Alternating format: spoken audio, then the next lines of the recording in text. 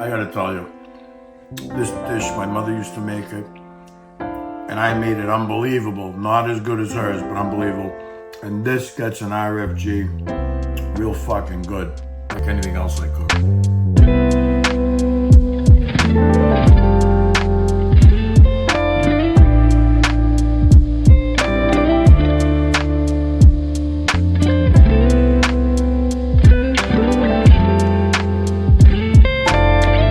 Okay, we're gonna cook the onions and the garlic and some olive oil. So one large onion, very large onion, chopped up, and about 6 garlic cloves. We're gonna sweat the onions and the garlic down a little bit, caramelize them, get the sugars out. Keep stirring and stirring, don't let it burn. Really don't want it to brown, you want it to get golden, you want to caramelize them. Cook them down, cook them down, cook them down. Okay, now I'm adding a quart of the Italian peeled date tomatoes, datteri. You don't have to use datteri, I'm using these. You can just use a regular Italian peeled tomato, even a chopped. I don't like using the chopped, but either an Italian peeled or Italian cherry tomatoes or date tomatoes, datteri. Bring it to a boil and keep stirring.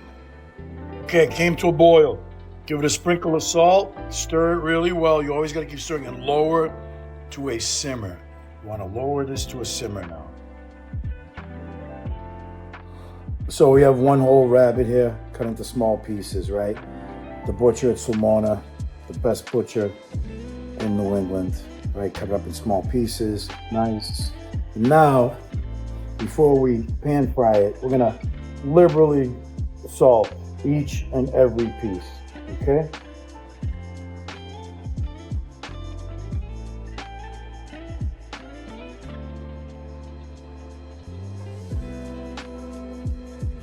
Salt, rub it in. One piece at a time, skin side down, hot oil.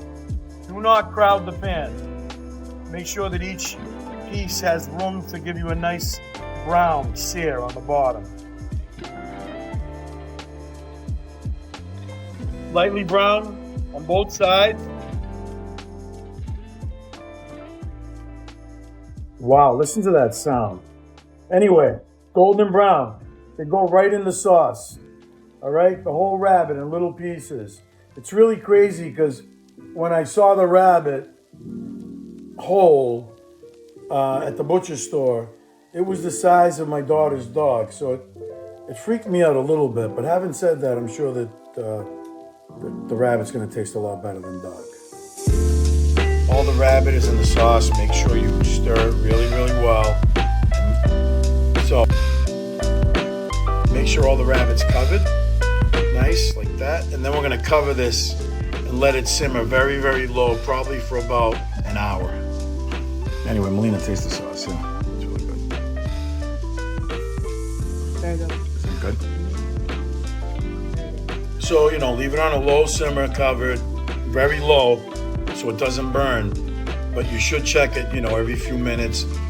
Give it a stir, and then cover it back up. Okay, it's been there probably now for about 45 minutes. 1 hour, and it's ready. And then at the end, we add the olives and the basil. Okay, so right at the end, chop basil. And also finish with chopped, dry cured Moroccan olives. These are delicious. You can use Kalamata, you can use Sicilian. I like using these right now.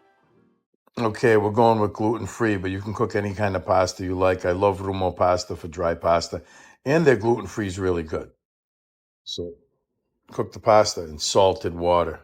Okay, so let the sauce simmer for about an hour or so. And now we're just gonna take some sauce, take it out of the pot. The rabbit's gonna be very tender, like fall off the bone, so be delicate with it, okay?